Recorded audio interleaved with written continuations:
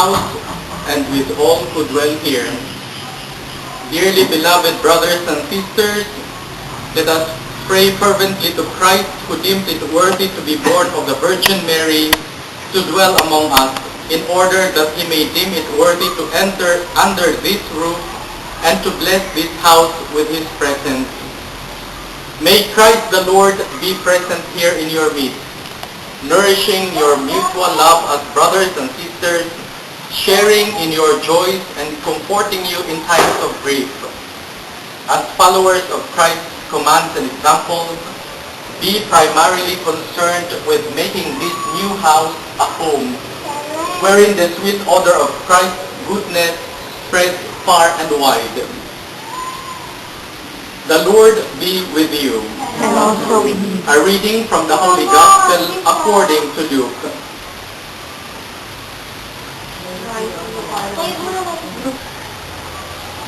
Entering Jericho, Jesus passed through the city.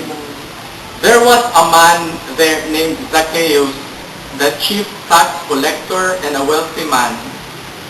He was trying to see what Jesus was like, but being small in stature, was unable to do so because of the crowd. He first ran on in front, then climbed a sycamore tree which was along Jesus' route in order to see him. When Jesus came to the spot, he looked up and said, "Zacchaeus, hurry down. I mean to stay at your house today." He quickly descended and welcomed him with delight. When this was observed, everyone began to murmur, "He has gone to a sinner's house as a guest." Zacchaeus stood his ground and said to the Lord, "I give half my belongings, Lord, to the poor. If I have defrauded anyone in the least, I pay him back fourfold."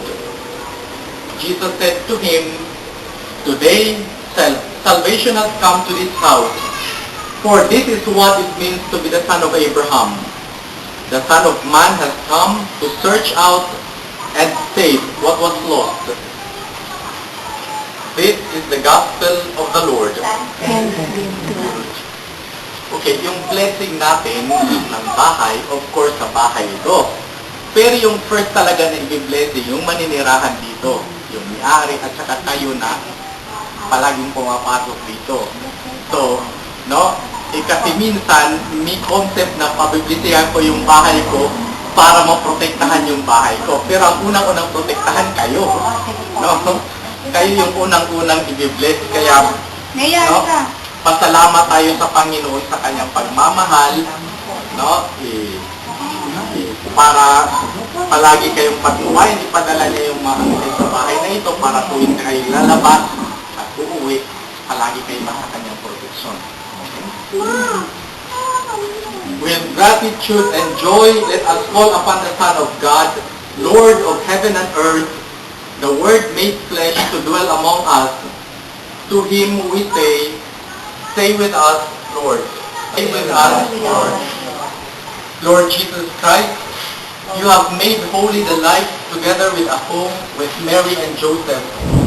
May you deem it worthy to dwell with us in this house, so that we may recognize you as our guest and worship you as the head of this household. Let us pray together. Say with us, Lord.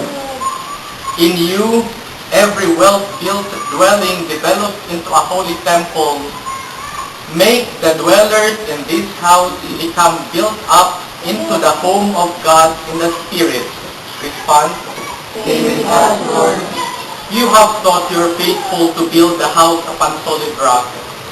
Grant that the life of this family may strongly adhere to your word and keep away all this divisiveness, so as to serve you with generous heart and willing mind. Response. Say with us, Lord. While you yourself do not own any home, you have accepted with the joy of a poor person the hospitable welcome of your friends. Make it so that all who come to this dwelling place may find this house worthy of being called a home. With our support and assistance. Response. Say with us, Lord. Be present, Lord, among your servants who inaugurate today this house, praying humbly for your blessing so that they may feel secure in having you as refuge while they reside here. They may rejoice in having you as companion when they go out. They may enjoy the welcome of your accord when they return home, until they joyfully find the mansion prepared for them in your Father's home, where you live and reign with the Holy Spirit forever and ever. Let this water call to mind our baptism into Christ, who by his death and resurrection has redeemed us. Our Father in heaven, hallowed be your name. Your kingdom come, your will be done on earth as it is in heaven. Give us this day our daily bread, and forgive us our sins, as we forgive those who sin against us. Do not bring us to the test, but deliver us from evil. Hail Mary, full of grace, the Lord is with you. Blessed are you among women, and blessed is the fruit of your womb, Jesus. Holy Mary, Mother of God, pray for us sinners, now and at the hour of our death. Amen. Hail Mary, full of grace, the Lord is with you. Blessed are you among women, and blessed is the fruit of your womb, Jesus. Holy Mary, Mother of God, pray for us sinners, now and at the hour of our death. Amen. Hail Mary, full of grace, the Lord is with you.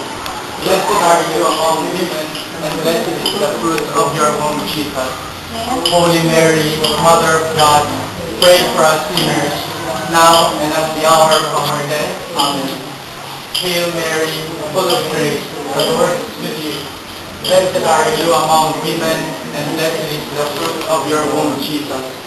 Holy Mary, Mother of God, pray for us sinners, now and at the hour of our death.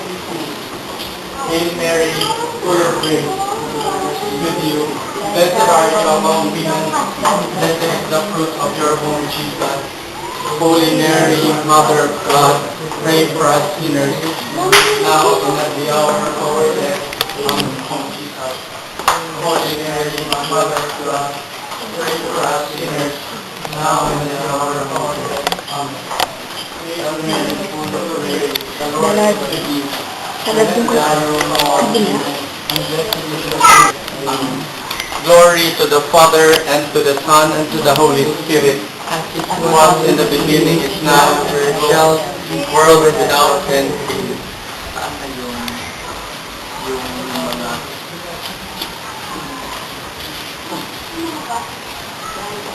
hawakan nila lang. To bless.